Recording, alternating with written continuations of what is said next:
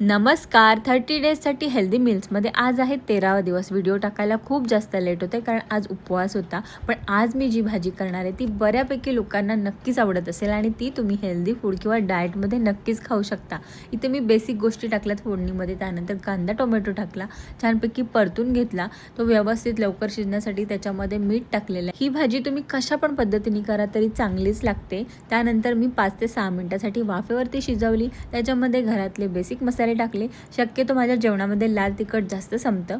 आज मी बिरड्याची भाजी करते आणि बिरडं मला खूप जास्त आवडतं आणि मला वाटतं भरपूर जणांना आवडत असेल. आणि आता उपवास येतात तेव्हा तर सोमवारी शनिवारी केलीच जाते. त्याच्यामध्ये मी गरम पाणी टाकलं आणि व्यवस्थित शिजवायला ठेवली. आज मी वरणाला फक्त अर्धा चमचा तूप आणि जिऱ्याची फोडणी दिली. वेगवेगळ्या पद्धतीने मी वरण करते म्हणजे खायला छान वाटतं.